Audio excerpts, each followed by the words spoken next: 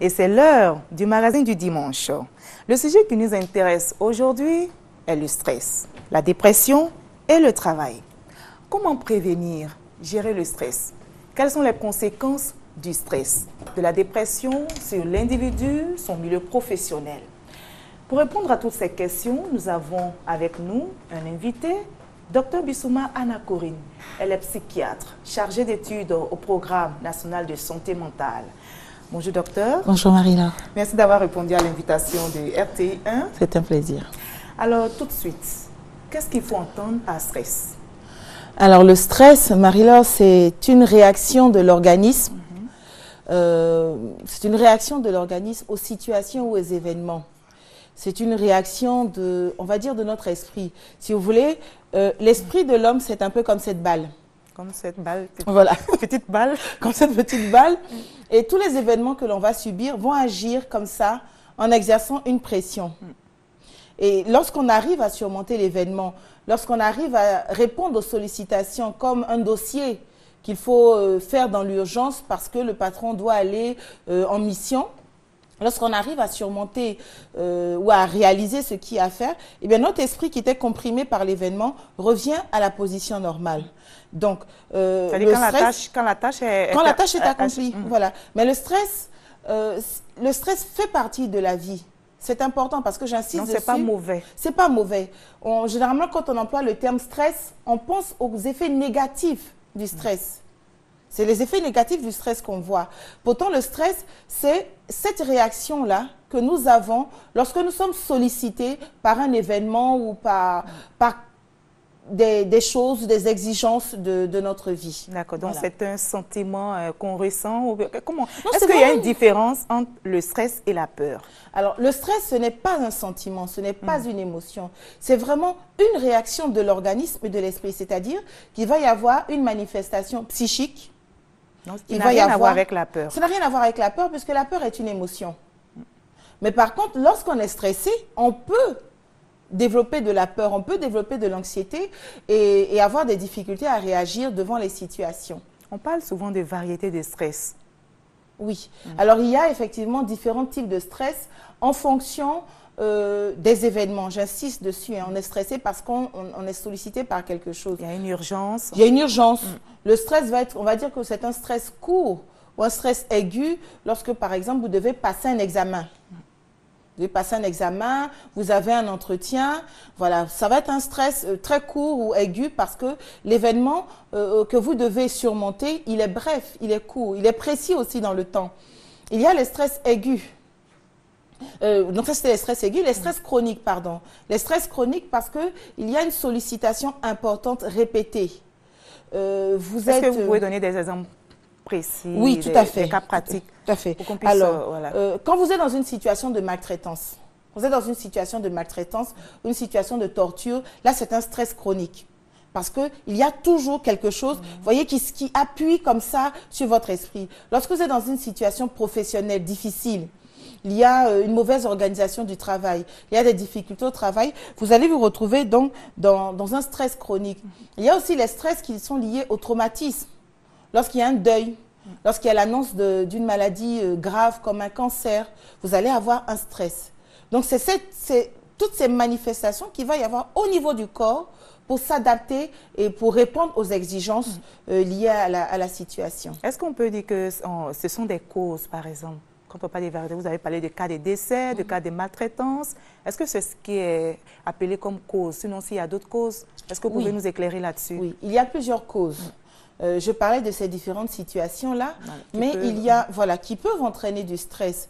Devoir se lever pour être à une heure bien précise au travail, alors que, par exemple, c'est aujourd'hui qu'il y a une grève des taxis, ça va nous stresser parce qu'il faut trouver une solution. On se pose la question, est-ce qu'on aura un véhicule, est-ce que je pourrais y aller? Est-ce que j'ai une réunion importante? Est-ce que je serai à l'heure? Mon patron m'attend parce qu'il y a tel ou tel dossier que je dois lui remettre à 10 heures. Il est 9 heures, je n'ai pas encore fini. Ou bien il y a une panne informatique. Voilà. Donc, ce sont ces événements-là. Le stress aussi va être lié à nos habitudes de vie. Ça va aussi dépendre de notre personnalité. Vous savez qu'il y a des personnes qui gèrent très bien les urgences. Par contre, il y a d'autres... Est-ce que c'est pas peut-être par habitude aussi? Parce qu'on dit souvent l'expérience fait Oui, la différence. oui. Ça peut être l'habitude. Ça compte dedans? Ouais. Ça compte. C'est-à-dire notre histoire de vie, le développement de notre personnalité, le fait qu'on ait déjà eu à subir de tels événements, ça va compter sur notre capacité à réagir aujourd'hui à un événement stressant. D'accord. Est-ce que vous pouvez parler un peu des manifestations? C'est vrai. Alors, puisque là, vous avez fait la différence entre le stress et la peur, oui. C'est clair. Maintenant, comment est-ce que ça se manifeste? Alors déjà, je parlais du stress. Justement, du stress, je disais qu'on a l'habitude de penser au stress comme étant quelque chose de négatif. Mais le stress, quand il est positif, parce qu'il a un effet positif, il va nous permettre de réaliser de grandes choses.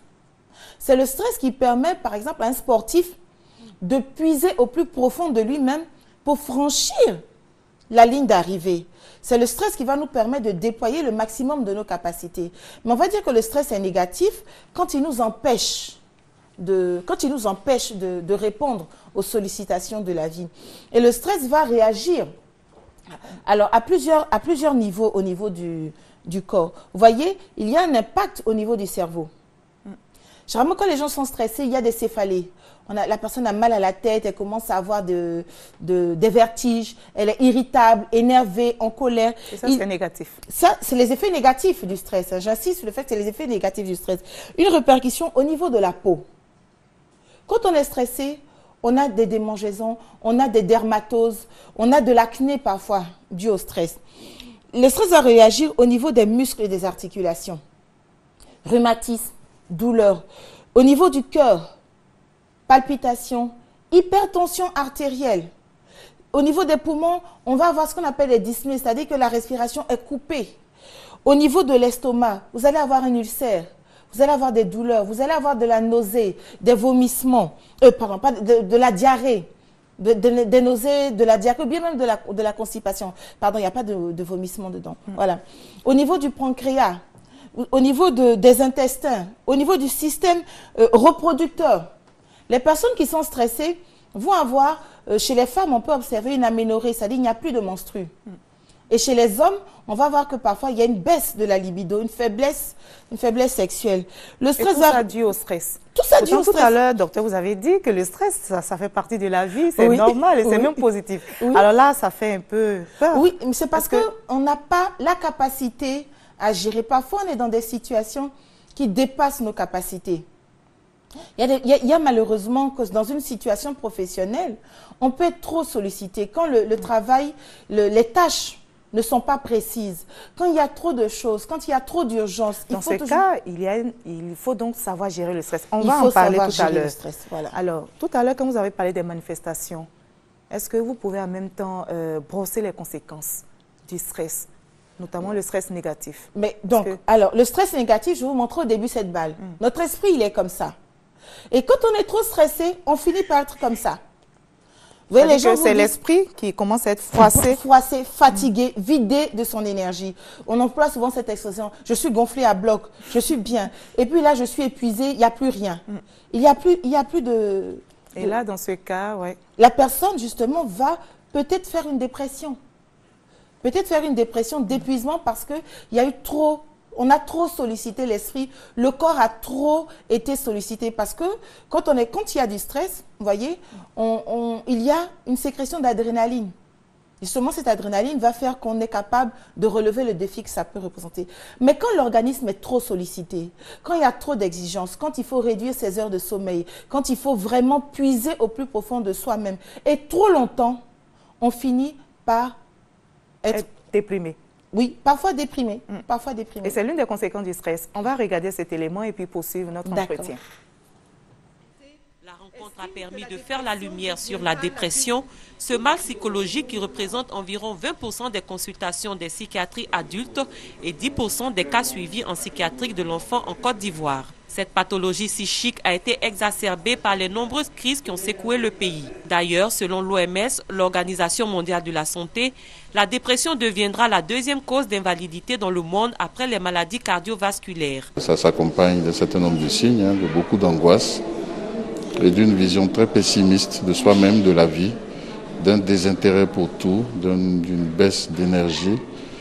Tout ce que la personne aimait faire, elle n'arrive plus à le faire. Une grande fatigue, et souvent des manifestations physiques aussi. C'est une maladie qui peut être très handicapante et qui présente surtout le risque d'un suicide. La dépression peut être évitée si l'on reste attentif à la souffrance psychique de ceux qui nous entourent en adoptant une alimentation équilibrée, des activités sportives régulières et en s'éloignant de toutes sortes de drogues. Pour le traitement de cette maladie, aux côtés de la médecine moderne, la médecine traditionnelle n'est pas à exclure. Il y a deux démarches. Il y a la démarche diagnostique qui requiert donc à ce niveau la compétence et on fait le diagnostic métaphysique. On peut jeter des courriers pour connaître l'origine surnaturelle ou non. L'état dépressif n'est pas incurable et les personnes souffrant de la maladie peuvent être guéries en suivant les traitements adéquats. Je ne dormais pas. Et puis, la nuit, avant de me coucher, on me donnait à manger. Et je refusais de manger. Et je remercie Dieu, pour le moment ça va. Je me sens bien à l'aise. J'ai eu une dépression nerveuse. À l'an 2008, ça a commencé. En tout cas, c'est entre les mains de Dieu, moi je suis guérie. S'il est important et même vital de sensibiliser sur les conséquences de la dépression, l'enjeu principal de la conférence reste l'inscription dans les habitudes du recours aux psychologues, psychiatres et autres spécialistes pour venir à bout de cette pathologie. La conférence débat a pris fin par une remise de dons de la part de l'ONG Fondation Mireille Antilles aux représentants de l'hôpital psychiatrique de Bingerville. Docteur Bissouma, la dépression, une conséquence du stress.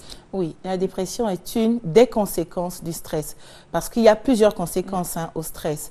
Et donc, lorsque quelqu'un est stressé, je vous montrais ce ballon, l'esprit va se vider, le corps aussi va se vider de son énergie, et petit à petit, la personne va plonger dans un état de détresse, de tristesse, d'épuisement, qui sont donc des symptômes ou des signes de dépression. Alors, comment prévenir ce stress pour ne pas arriver à la dépression? Alors, il faut avoir une bonne hygiène de vie, c'est important. Parce que d'autres conséquences du stress, ce serait l'abus d'alcool, l'abus de drogue, par exemple, ce serait des conflits, voilà. Donc, il faut avoir une bonne hygiène de vie. C'est-à-dire qu'il faut déjà bien dormir. Il faut savoir se reposer. Il faut savoir lâcher prise. Lorsque vous êtes dans une situation qui est compliquée, qui est bloquée, et vous ne voyez pas d'issue, et vous sentez que votre esprit est fatigué, vous pouvez sortir, marcher quelques minutes, respirer, prendre l'air. Prenons le cas d'une personne dans son milieu professionnel. Lorsque vous êtes au travail et que votre patron arrive, toutes les 5 minutes, et qu'il vous demande quelque chose de nouveau, ou qu'il augmente ses exigences, prenez le temps de vous calmer. Parfois, vous pouvez avoir une balle comme ça que vous allez malaxer pour vous détendre. Prenez le temps de respirer. Prenez le temps de... Oui, vous écoutez ce que le patron dit, mais vous n'avez pas parfois besoin de vous lever tout de suite parce que vous devez réfléchir à ce qu'il faut faire pour répondre de la façon la plus efficace possible à la sollicitation du patron. Ça, c'est comment gérer le stress. On peut aussi admettre comme ça, c'est gérer le stress quand il est là. Alors là, quand on arrive à le gérer, il est positif. Non, c'est-à-dire, je reviens, c'est-à-dire c'est simplement de la résilience. Là, on parle de résilience, c'est-à-dire c'est la capacité à gérer une situation difficile et à prendre le dessus sur cette situation. Simplement, l'aspect positif ou négatif du stress, c'est sur les effets que va avoir le stress sur nous et c'est sur les résultats du stress. C'est-à-dire, on dit qu'il est positif quand le stress me permet de relever les challenges. Tout le monde peut justement comment on peut faire en sorte de pouvoir gérer ce stress afin qu'il soit positif? Non, c'est parfois difficile. Alors, on quel apprend. conseil vous donner en tant que psychiatre? On peut apprendre à gérer le stress. Je disais au début, c'est parfois fonction de la personnalité. Il y a des personnes, des types de personnalités qui ont du mal à gérer le stress. À ce moment-là, ce qu'on fait en psychothérapie ou quand vous avez recours à un psychologue ou un psychiatre, c'est qu'il va vous aider à développer vos capacités de gestion. Il va vous aider à faire autrement, à envisager de nouvelles façons d'agir ou de réagir devant un événement. On apprend aux personnes à respirer. au cours de relaxation, d'activités de relaxation, on peut apprendre aux personnes à respirer.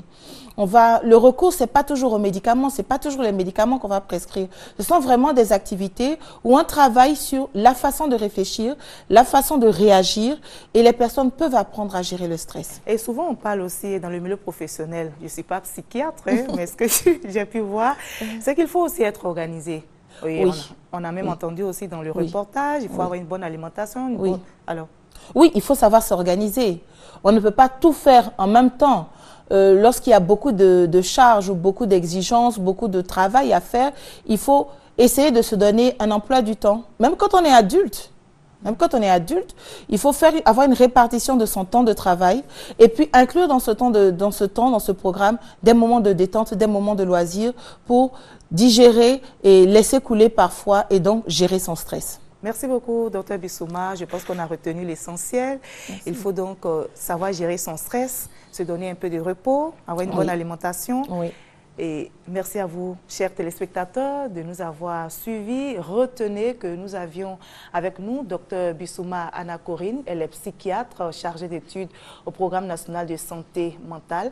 Merci à vous tous de nous avoir suivis. Retenez que votre stress doit être une source de stimulation, de motivation pour vous permettre de produire de bons résultats. Évitons tous, si nous le pouvons, le stress négatif. Bonne santé mentale à toutes et à tous. Portez-vous bien. Merci.